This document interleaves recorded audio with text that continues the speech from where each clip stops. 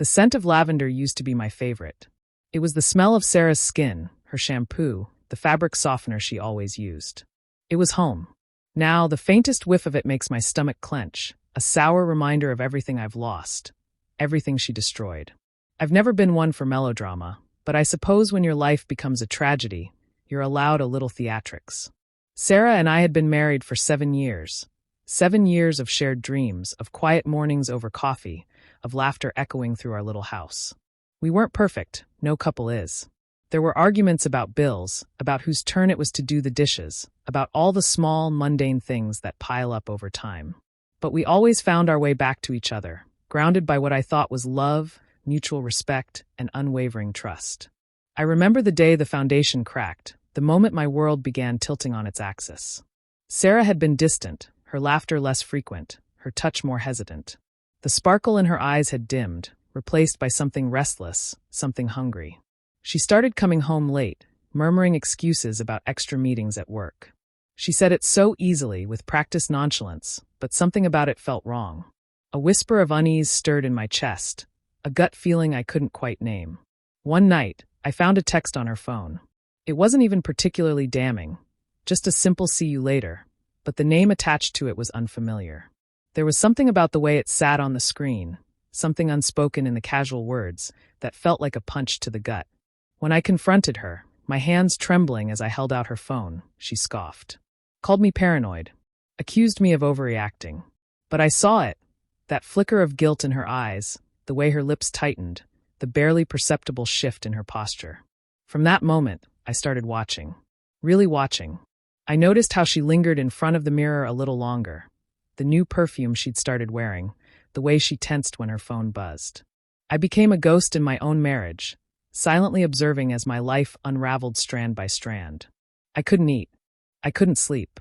Every night, I lay beside her in bed, staring at the ceiling while the space between us stretched wider, an unbridgeable chasm of betrayal.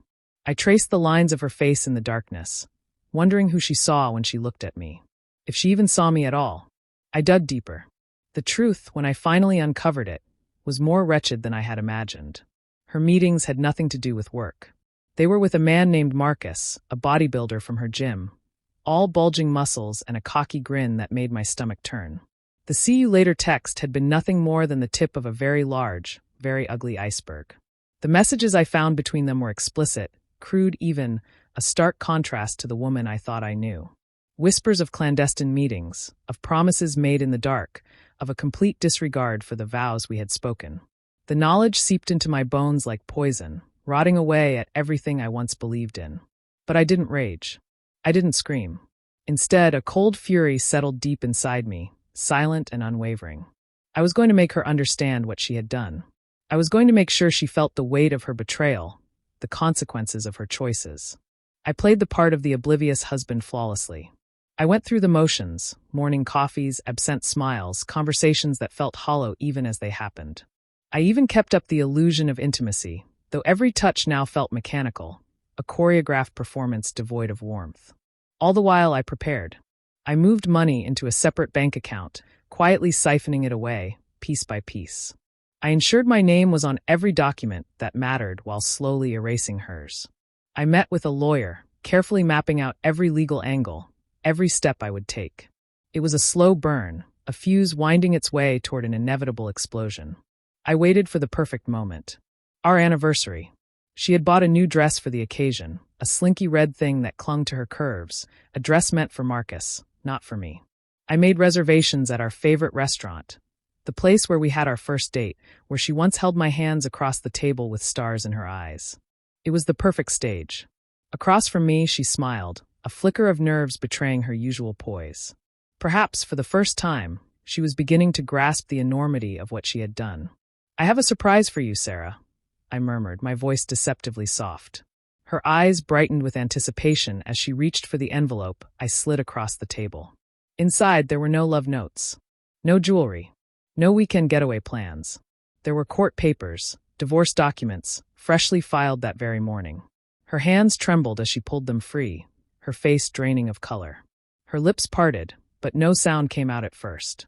Finally, in a broken whisper, What is this?" I leaned back in my chair, my smile thin and sharp. It's a divorce, Sarah.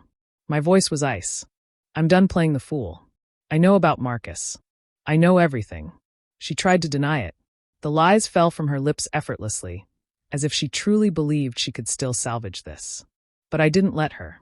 I laid it all out, the messages, the photos, the dates. Every secret she thought she had kept hidden, now laid bare in black and white.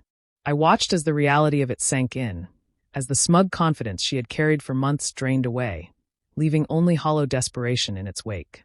You thought you were so clever, I said, my voice a quiet storm. But you forgot one thing, Sarah. I leaned forward, savoring the way she flinched. I was paying attention. The drive home was silent. I didn't spare her a glance as I parked in the driveway, stepping out of the car without a word. I walked inside, grabbed my bags, already packed, already waiting, and left. I didn't move far. Just a small apartment, close enough for her to see me sometimes. When she fetched her mail. When she took out the trash. Just enough to remind her of what she had lost. I sold the house. Everything we had built together gone. The money, of course, went to me. She was left with nothing. I rebuilt my life slowly, deliberately. I exercised again, reconnected with friends, rediscovered the things that made me happy. Meanwhile, she crumbled. I heard whispers, how she tried to reach Marcus, only to be ignored. How she struggled to find a new place, unable to afford it alone. How she ended up sleeping on a friend's couch, the weight of her choices finally settling in. One day, a mutual friend reached out. Sarah wanted to see me. She was desperate. Begging. I agreed. Not out of kindness, but because I wanted to see her one last time, to look into her eyes and know, without a doubt, that I had been right. She was waiting at a coffee shop. She looked broken. Hollow. The light in her eyes was gone. The moment she saw me, she crumpled, tears streaming down her face as she fell to her knees. She begged. Pleaded.